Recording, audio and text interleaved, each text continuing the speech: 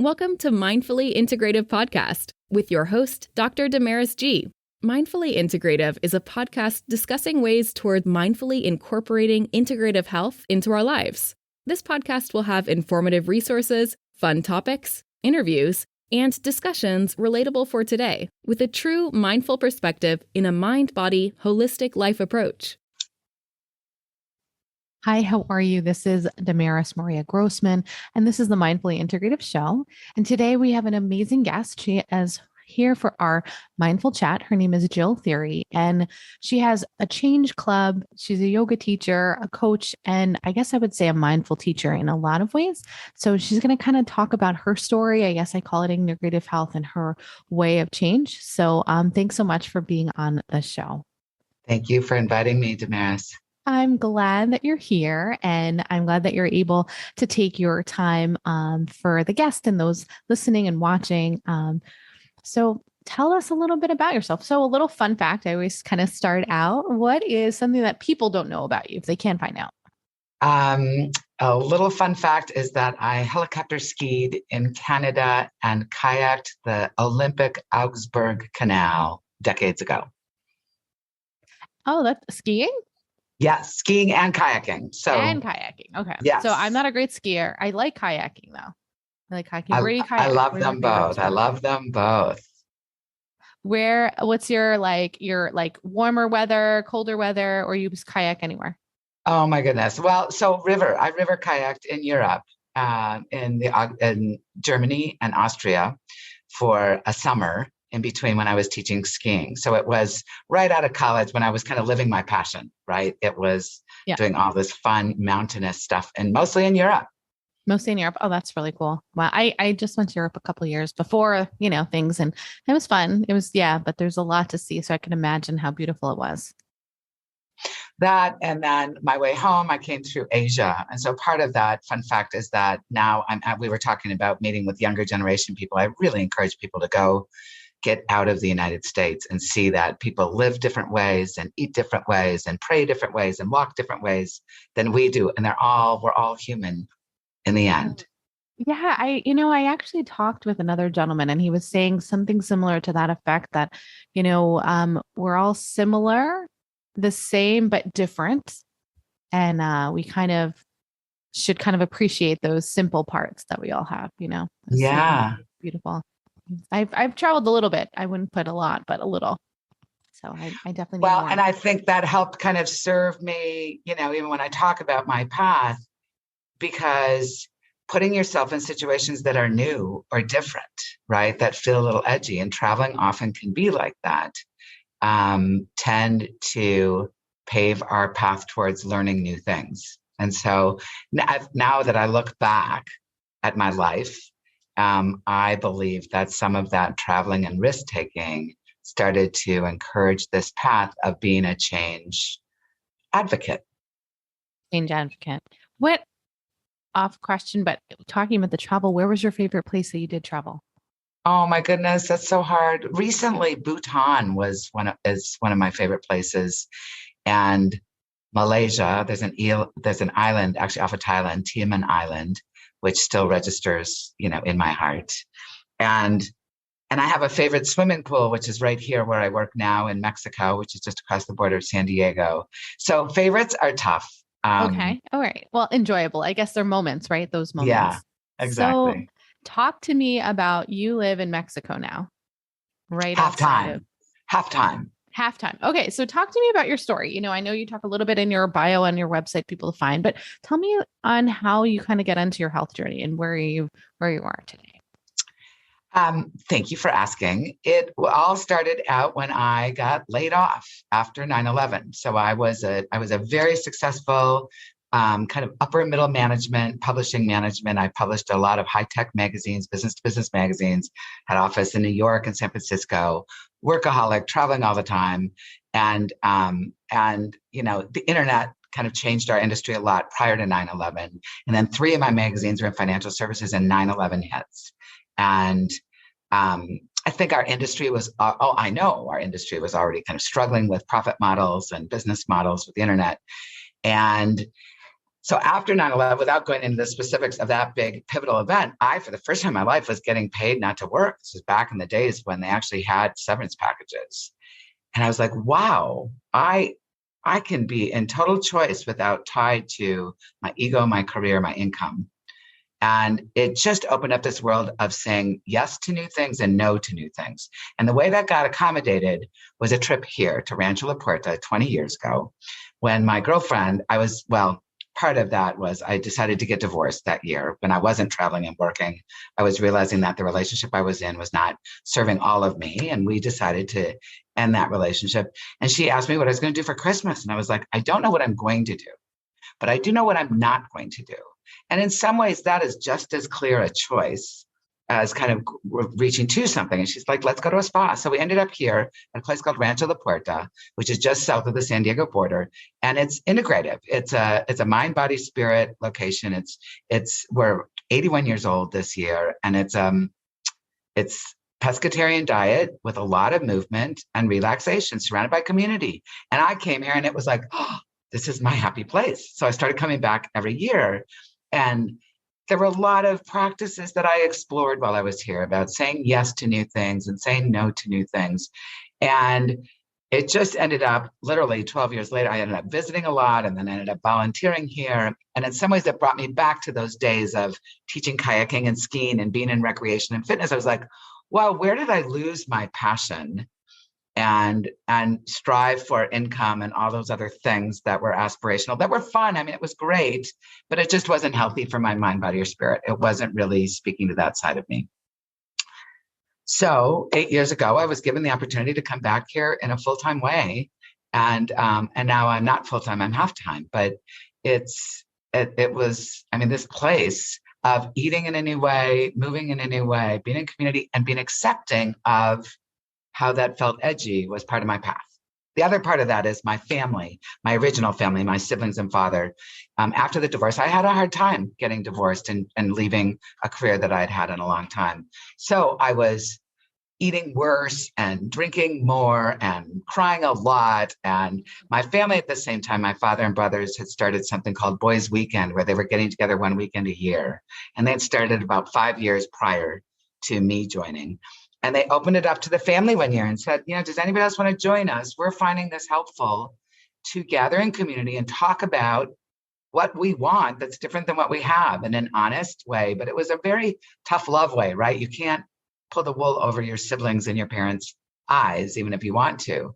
So when they opened it up, I very tearfully expressed out verbally that at that point in time, I was drinking more than I was comfortable. I mean, I was just like, I'll commit to tracking this and I'll commit to talking to you guys about it because it's something that I'd like to be more aware of in my life because I think it would be good for me. So that started me on this path of change and coming here. And it all just keeps coming to me, Damaris. It feels like this rich gift being served to me from the universe. And the yoga instructor, I just recently got certified in yoga and I'm teaching I'm teaching as a community service on my website. And I started teaching chant classes here because I was taking sound healing and I sing in a threshold choir. So I was doing bedside singing and chanting.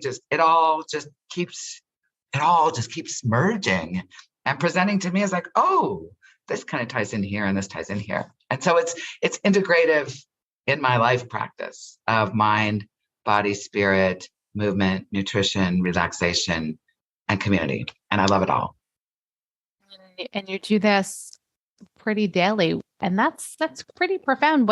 And then when you're transitioning outside of this ranch, where do you go? Where do you go for your other half of the time? So 3.5 days a week, I'm at the ranch, which is across the border. And then each week I drive north across the border to a small town just south of San Diego called Imperial Beach. So I'm in the mountains and then I drive to the beach because I am a water and mountain person.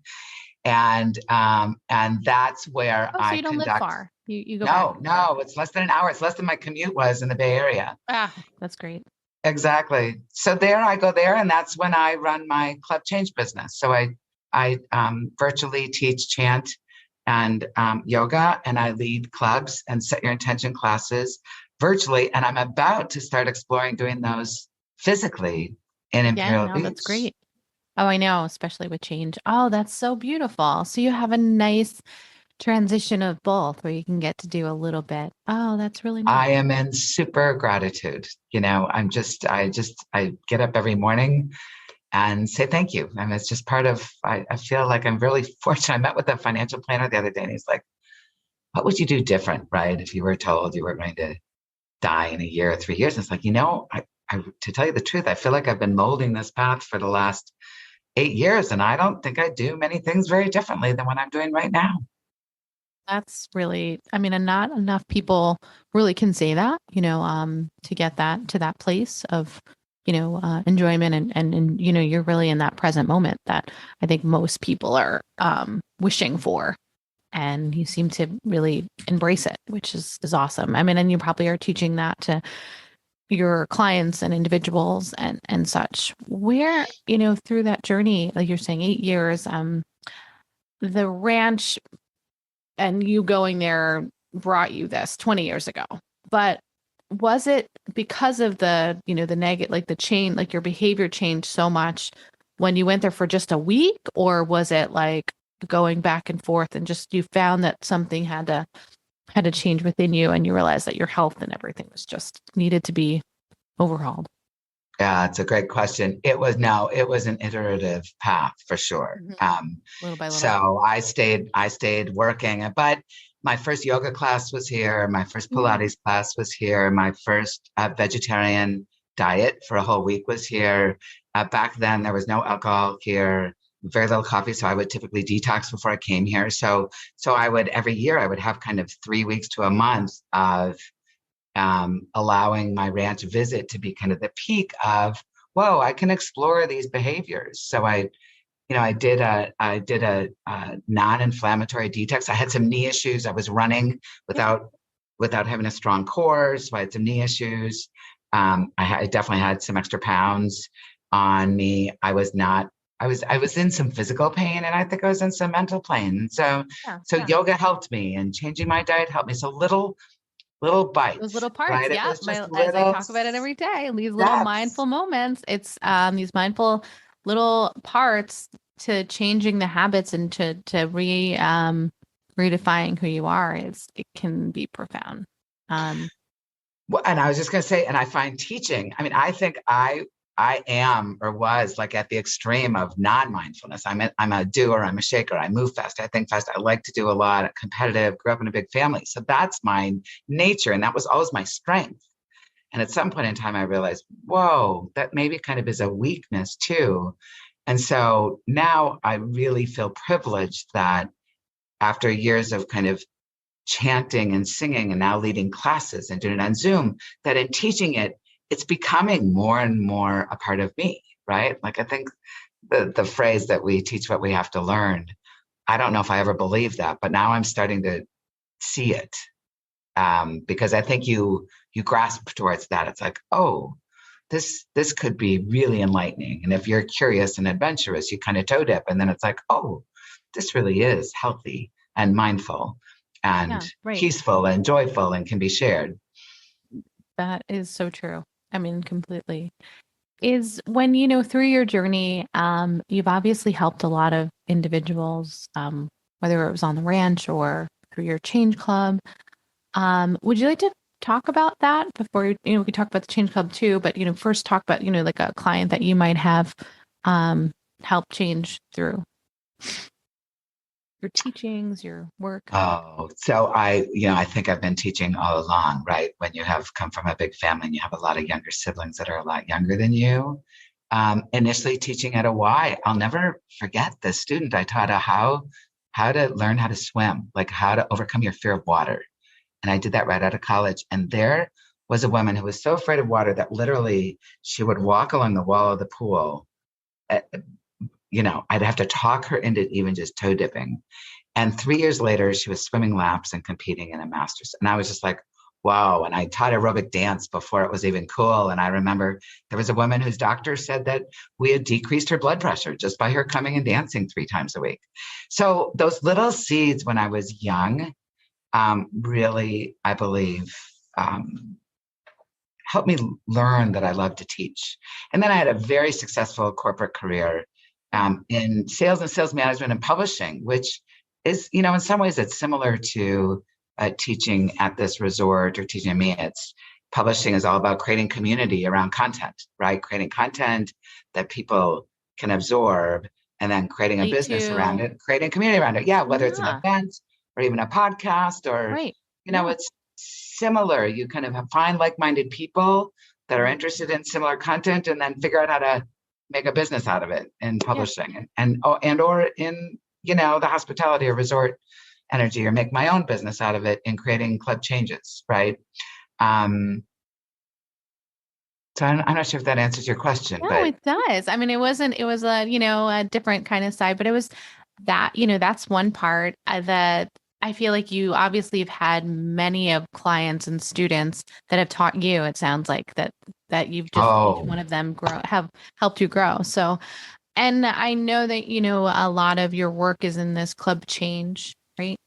Would you talk a little bit more about that and kind of how that kind of came about? Yeah, and I'm gonna kind of tie in. First, I'm gonna tie in the answer because this just came to me. I just finished one of my clubs, right? And we're 8-week clubs, and it all starts with a set your intention class, which is free and accessible to anybody online. And it's once a month. I do a set your intention class. Once a week, I do it here at the ranch. So the ranch actually helped inform that practice. It was like I was helping people learn how to, instead of come here and grasp and run and try and do everything, which was my original way that I came, like, okay, I'm going to maximize my return on investment by doing a little bit of everything. And I would leave with benefits.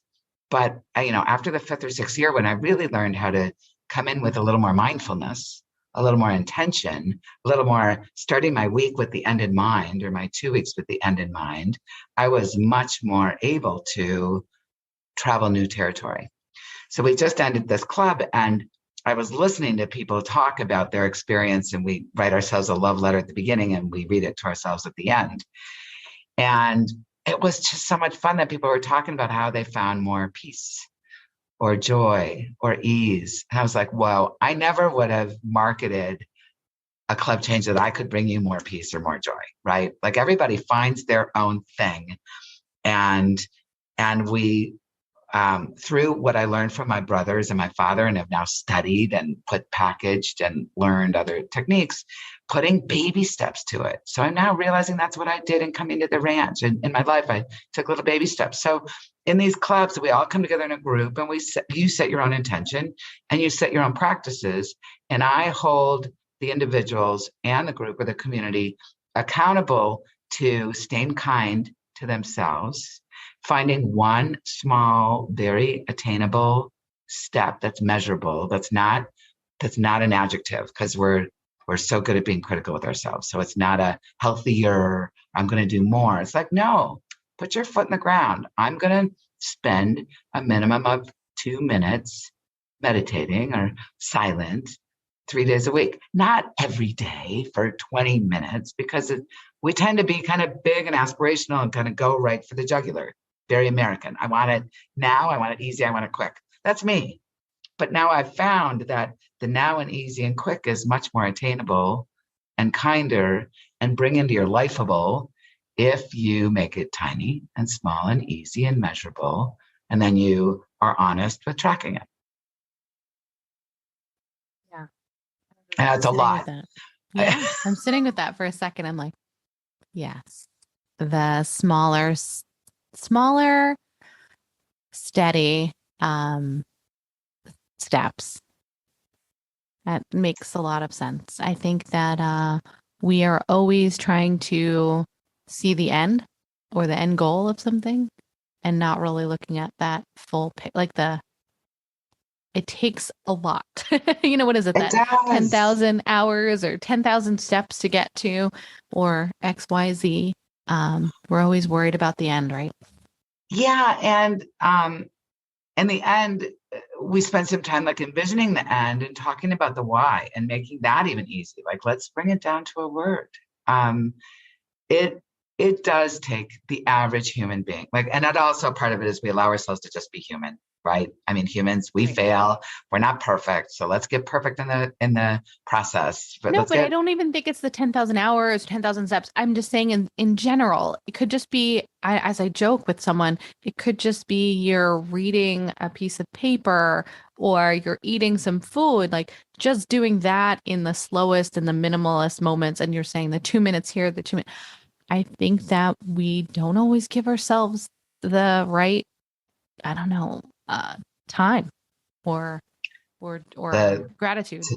No, I'm a perfect example. When I have the pleasure of noticing that I'm not in the present moment, it's much richer when I'm not spending a lot of time judging my past stories or grasping for something in the future, when I can take a moment to pause and be in the breath of this moment or be in whatever the action is. This moment is richer.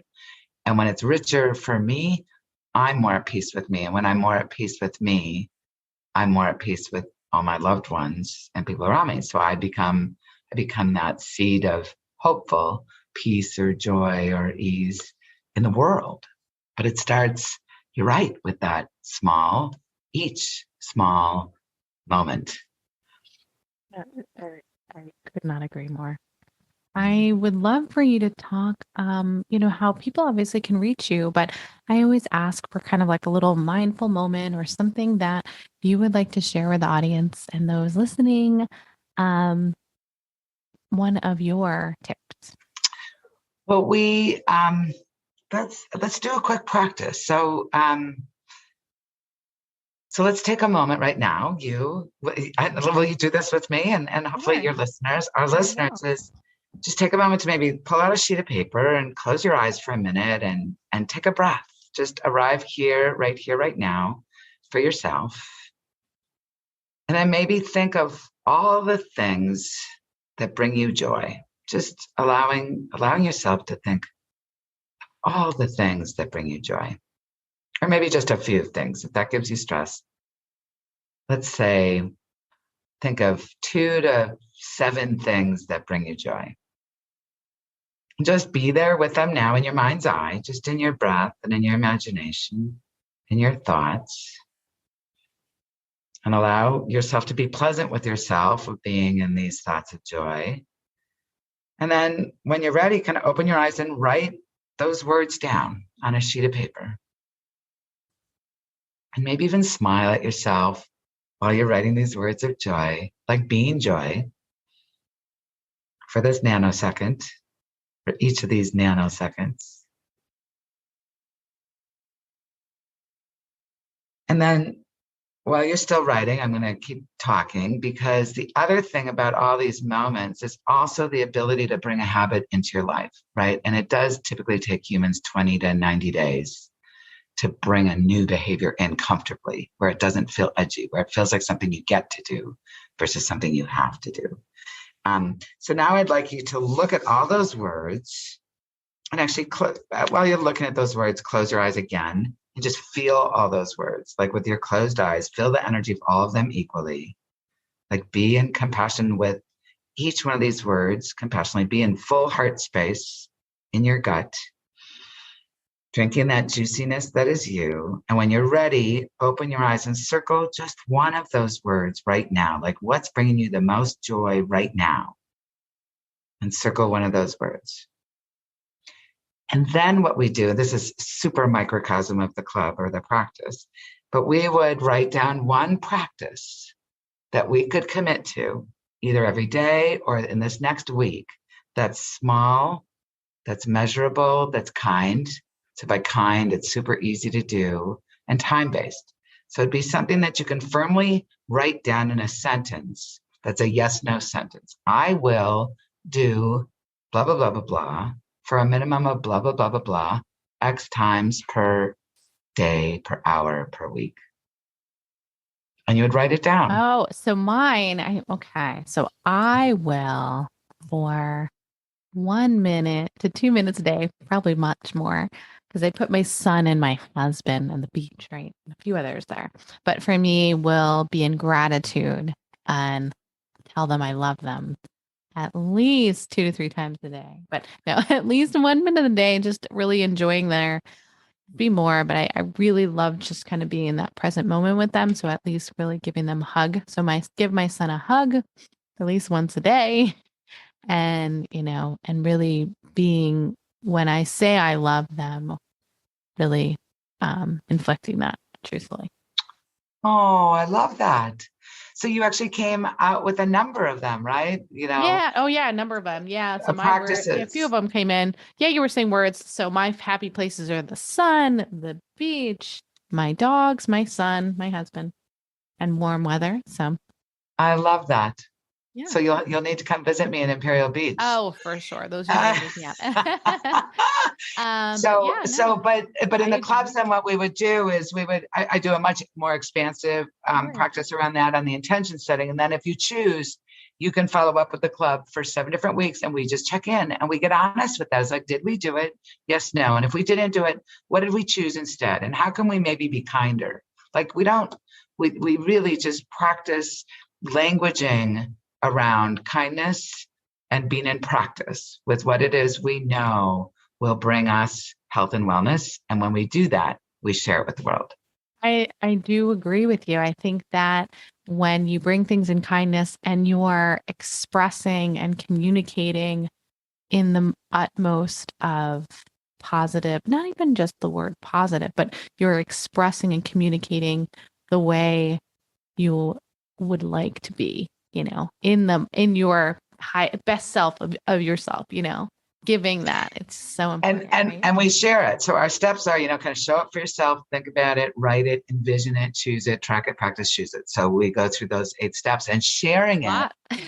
Yeah. And because I'm a chanter, we in the classes, even in the classes here, once we pick a word, we'll share it and say, I'm like, okay. Because when it comes out of your mouth, then it's it's more authentic. It's like it's in your personal integrity with yourself. So when you say things like I am, you find that word, and we call it a mantra. Any repetitive word is your mantra. So then we practice saying I choose, I will, I am. And even if you're not feeling that, when you say it brings you into that space of a loving thought that maybe you don't let surface. Maybe it's not one of those 20 to 90,000 thoughts you have a day that are your repeat thoughts that they're automatic. You don't even realize they're limiting. But when you bring up these thoughts that are affirming and aspirational and you say them, you bring them to light. You bring them to life. You bring them to yourself. What is one mantra that you say for yourself or that you would like to share? Oh, thank you. So I love these practices, right? So I eat, as we would said when I did contract publishing for Microsoft, we eat our own dog food. I eat my own dog food. So my mantra this year was uncluttered clarity, but those was 2 words. And for me, it was, so I ended up with, my mantra is gentle. I choose to be gentle. I will be gentle. I am gentle. And when I give myself that gift, I slow down, I breathe, a little bit of my grasping edge comes off, and I practice it. Thank you for asking. I thank you for sharing. I think people need to hear it. So I can't wait for them to reach out to you and to, I'll have all of your information in the show notes. Is there one website that you'd like to state right now? Or, I will have all the information also, so that they can reach you. Well, I would love to. My website, I just started this business like a few years ago, so I was just unsure of how to do it all, but it's JillThiry.com. So it's my name, JILLTHIRY.com. And on there, I have sections for the set intention classes, the chanting classes, the yoga classes, and the clubs. Beautiful. Well, I will definitely have that in the show notes and for those to reach you, and then maybe even to visit you at your at the Rancho. At Rancho La Puerta, yes. Rancho La Puerta, yeah, sounds beautiful. Yes, so it is beautiful. I recommend everyone come visit. It's a tremendous gift, and it's not. To make it economically feasible, I tell people it's an investment in your health, right? So it's different than your classic vacation. So I perceive it was for me a transformative journey to integrative medicine and mindful moments. And it was certainly an investment in my health. And now I'm helping it share it, become an investment in other people's health. Oh, that's amazing. So thank you so much for being on the show and for taking the time and sharing your knowledge for others to hear and to see. So thanks again for being here. Thank you for having me again. It has been a tremendous pleasure. Thank you for doing what you do. I'm glad you were here. And as I tell each one of you listening and taking your time, find a mindful way each and every day. Thank you for listening to the Mindfully Integrative Show with Dr. Damaris Maria Grossman, family nurse practitioner. This podcast is for informational and educational purposes only and is not the substitute for professional medical advice, diagnose, or treat. Always consult your healthcare provider before making changes to your healthcare routine. Make sure to subscribe so you don't miss an episode. If you enjoyed our show, please support us by leaving a mindful review on Apple Podcasts or your favorite streaming platform. Interested in being a guest or more information? Email us at info@mindfullyintegrative.com. For resources mentioned in the show, visit our website at www.mindfullyintegrative.com. You can also connect mindfully with Dr. Damaris on her social media links found on the site. May your strength and peace guide you to find a mindful way every day. Namaste.